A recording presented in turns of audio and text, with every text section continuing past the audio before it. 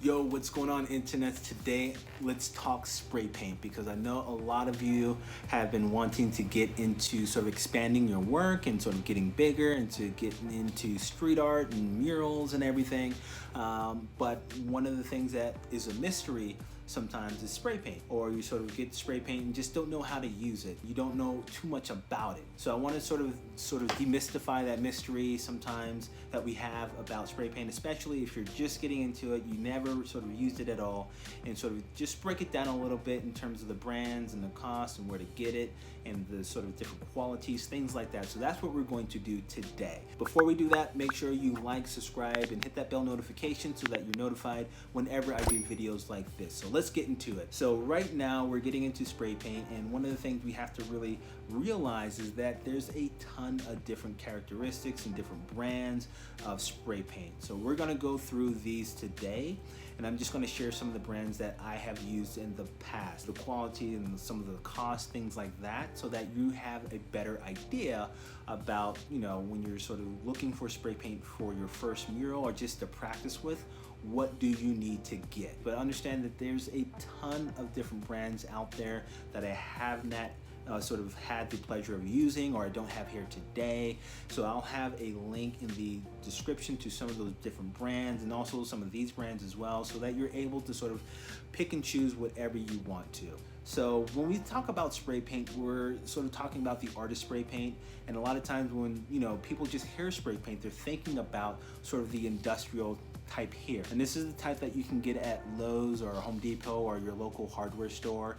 And basically they're used mainly for industrial purposes. Spray painting a lawn chair that you have in your lawn or the backyard, or a toolbox you want to change the color of, different things like that. Rust-Oleum and Krylon. So they come usually with a cap. One of the things that is different a lot of times about these is that they'll have the male connector for the caps, versus the female connector, which is a lot of the artist spray paints sort of are made with. So you have to have an adapter sometimes to use this with other sort of specialty caps like these right here. So they have adapters online that you can get. I'll have a link in the description as well. But this is basically type of spray paint that you can use to really just practice with. And that's one thing I always suggest artists do, is get cheap spray paint they can practice with and just learn technique and learn sort of how to use it, how spray paint cans work. They still use these sort of sometimes for murals in the street, because this is where art, tagging, graffiti, murals were birthed out of this can right here. Just pick some of these up and just practice with it. So right now what I want to also do is just talk about some of the different categories that sort of make up and sort of help me decide what can to pick. And those different categories, one is cost. So how much does each can cost in that brand? The other is color. How many colors does this specific brand carry? How many colors do I have to choose from? Mainly because if I'm doing a design on sort of like my iPad, I want to make sure I can match that color up with the spray paint can color as well, because some brands don't have a lot of colors, whereas some, they have a ton of colors to choose from. Quality of the paint is super important, especially if you want your mural to last a long time. If you're doing a piece of work and it's temporary, it's going to change up the next year or the year after, that's fine. But if you're doing work that you want to stand the test of time, to last a long time, you want to make sure you have quality paint that is color fast, has UV protection, so the colors don't fade over time. The pigments will not fade as it gets beaten down by the sun. You want to make sure it's weather resistant. You want to make sure that the can sprays like butter, it sprays smooth, and you're not having a lot of problems with it. You're not having a lot of clogging with it. So quality is really, really important. Another quality is it oil-based or is it water-based? If I'm doing a project inside, I'll probably use water-based spray paint. Mainly because it doesn't have that smell to it. If I'm using oil-based spray paint, I want to make sure I'm in a well-ventilated area if I'm doing something indoors, or I can just make sure that the project is outdoors. So another characteristic is quantity of paint in a can. So a lot of these are 400 milliliters. This one's 300 milliliters. There's some that are, double the size, 600 to 800 milliliters for, if you're doing background things like that. So, how much paint is in a can. One of my favorite characteristics to sort of look at is high pressure versus low pressure. High pressure sort of cans will have paint coming out really fast. Low pressure cans will have paint coming out, somewhat slower, so that you can do detailed work. So that is something I always look for whenever I, pick cans, because a lot of my work requires a lot of detail. So I have to have a lot of low pressure cans. And lastly is the finish. What type of finish is this going to have, on the end product or the mural or the canvas, because some of these will, the finish will be a matte finish or a flat sort of finish, and others will have more of a glossy sort of satin finish as well. So you want to make sure that you're sort of having a consistent finish, especially if you're trying to mix this with other mediums, so like acrylics or latex paint. You want to make sure that it just matches, so the finish is really, really important. So one of the first brands that I ever used is Ironlak, and Ironlak is a brand that is really affordable. It is something that I've used a lot, especially when learning about spray paint. This is something that was readily available in my area. One thing I like about Ironlak is that they do have somewhat good amount of colors to select from, but not as many as another brand. But the quality of this paint I was sort of disappointed with when it came to having my murals sort of last years and years and years after being in the sun for a long time. A lot of these colors will fade. It stopped being my go-to sort of brand to use when it came to doing murals that will last a long time. Like I said, an okay selection of colors, but these colors don't last a long time. They will fade. A brand that I use now that I really like is Kobra, and Kobra is something that I've used on a couple of my recent murals, and I'll show you some of those. And I like these because they have a low pressure and a high pressure selection.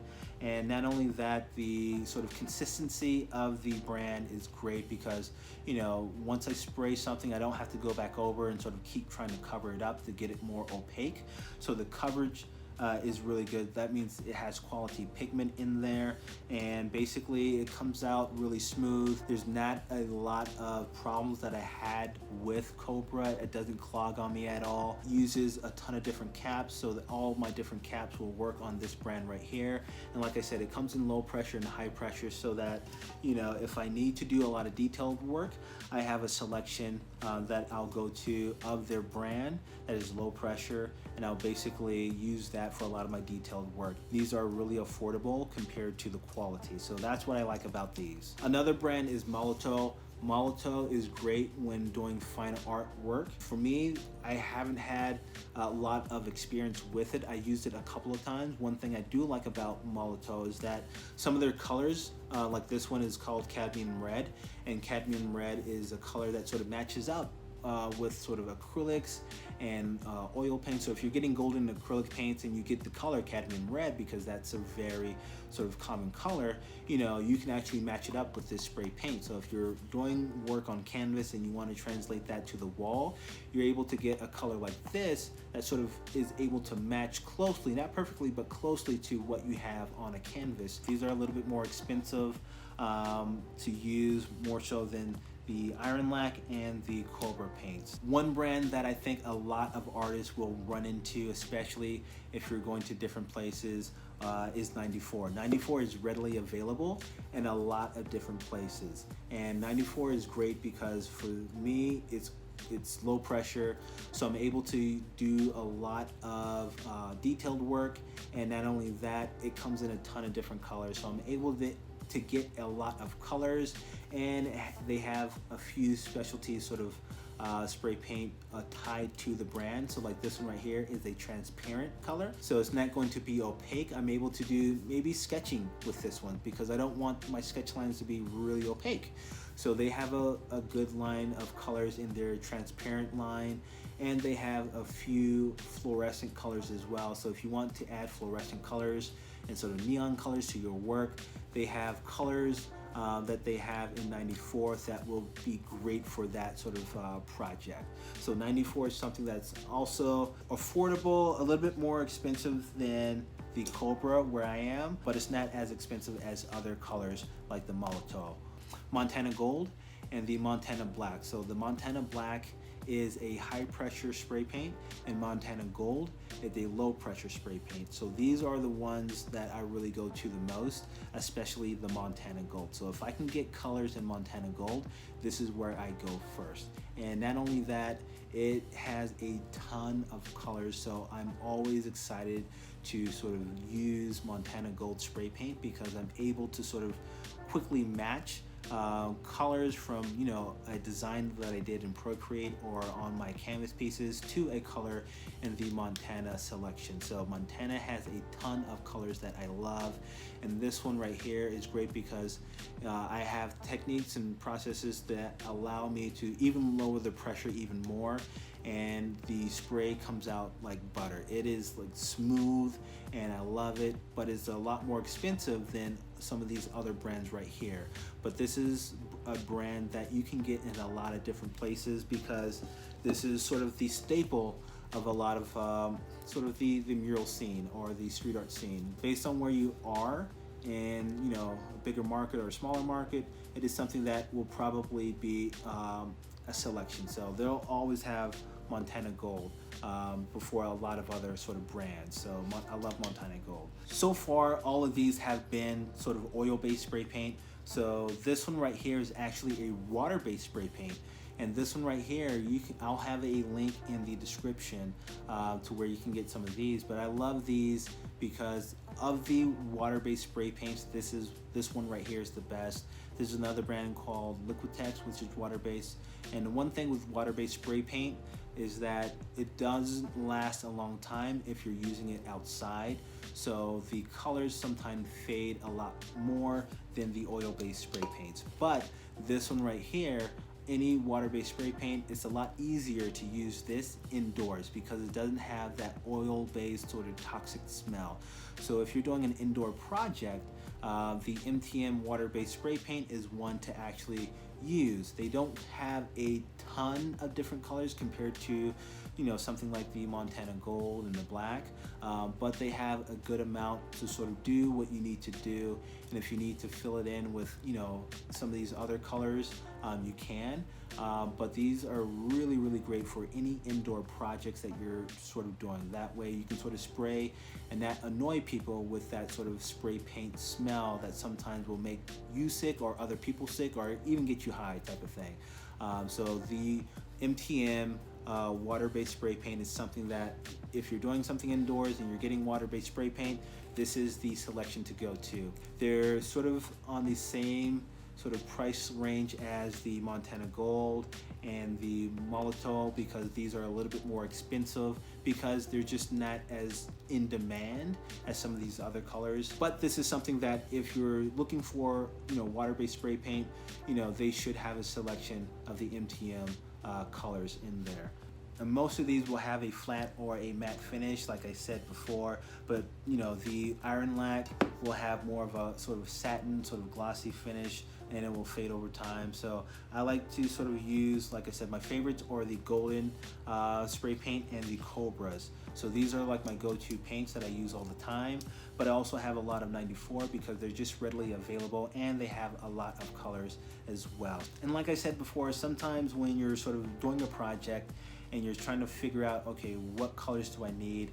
You can get some in Ironlak, but you know, they may run out of colors and then you have to go to golden. And then they may run out of colors, they don't match as well, but they match in 94. So you're gonna have a mix of paint sometimes to use. So that is something that really you have to look out for whenever you're getting into spray paint because, you know, you have to use different brands to sort of sometimes accomplish your project and what you want to do.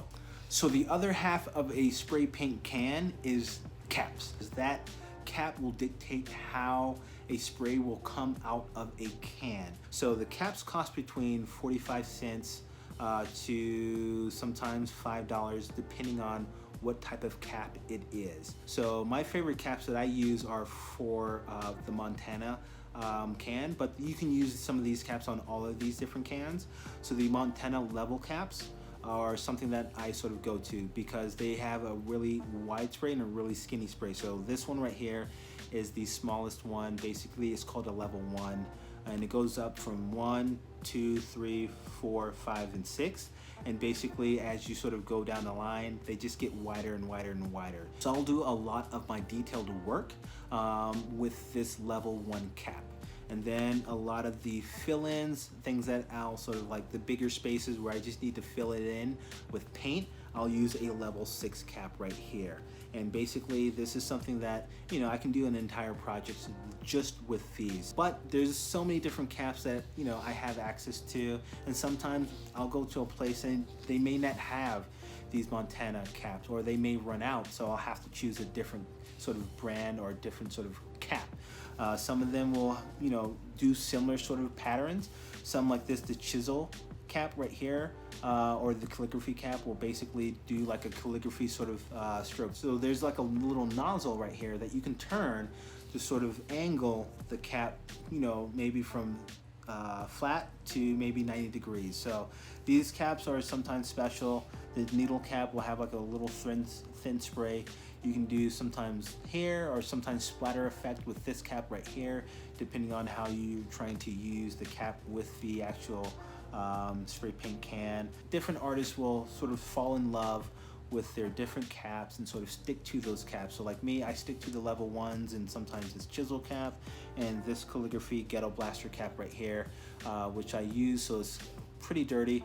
But this cap right here is one that I use a lot of times to fill in a lot of space as well. So not only do I use this fat cap, but this ghetto blaster cap I'll use because the opening is a lot wider, so there's more paint that can come out, meaning there's more space that it covers a lot. So these caps are basically something that I would say order a ton of different caps, you know, maybe 2 of each, and basically just go and experiment with the different brands that you have available to you. And that way you have a good idea of how this can fit into your sort of practice, into your sort of studio space, into your sort of work, because every artist will have different sort of work and different style and want to go about it a different way. So this is what sort of comprises, you know, the idea of spray paint: the can that comes in different brands and the caps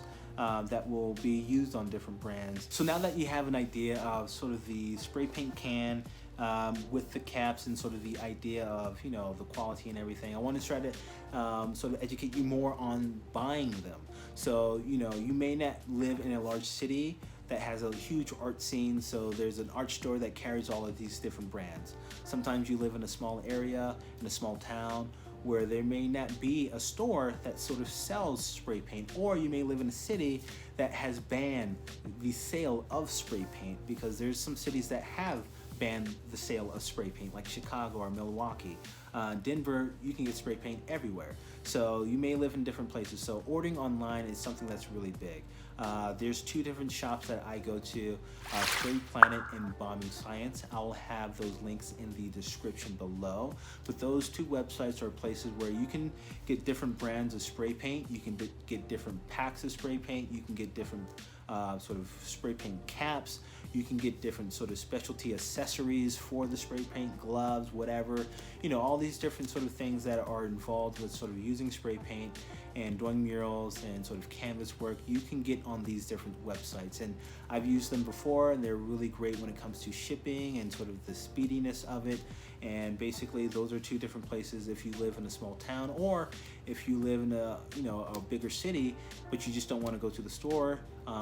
You can always order these online. So if you have a big project and you can actually sort of account for the number of cans you will need in each color and sort of calculate the total, and sort of you can go to a website and actually get a great discount, because the more cans you order, the bigger the discount. So that is something that you can sometimes really think about planning before you actually, you know, try to order something. How many, you know, cans can you get for a project and get that discount? And a couple of side notes when getting into spray paint: you can ship spray paint So you can ship this using ground, or you can go to USPS and sort of ship them using their sort of services as well. You have to make sure you label it and inform them that it is sort of aerosol paint, because these are compressed containers, so they don't want to sort of ship them and have it go in a plane, because that's really dangerous. So you can ship them, they just have to be shipped using ground. You can't take these on a plane.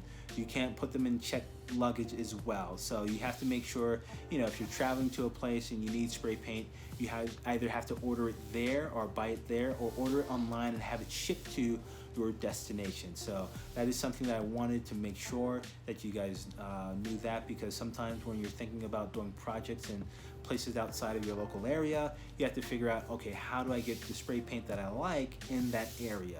And lastly, there are a ton of specialty sort of paints or aerosol paints that come in the different brands. Those are really cool, and figuring out how you can use those in your practice, you know, that's also cool as well. But the main thing is just ordering cans from different places, maybe getting a set of cans in each of these different brands or primary colors, and just experimenting with them. But also, like I said, get those caps as well, so you can experiment with those caps. And just figure out, you know, how you can incorporate that into your practice. So hopefully this video today was helpful. I'm going to have other videos tied to it that will help sort of demystify actually different techniques in using different spray paint cans as well as caps, because that is a whole nother art in itself. Is like, how do you sort of hold the can, you know, how do you sort of lower the pressure if you want a lower pressure of this can? How do you sort of use some of these different caps to get some of these different sort of patterns? Everything like that, that's a whole nother art form that hopefully I'll have a video up soon about that. But I wanted to make sure I demystify just the ecosystem when it comes to picking, selecting different factors, characteristics, and buying cans. So hopefully, like I said, this will help out. Make sure you like, subscribe, and hit that bell notification so I can make more videos like this, and I will see you next time. Peace.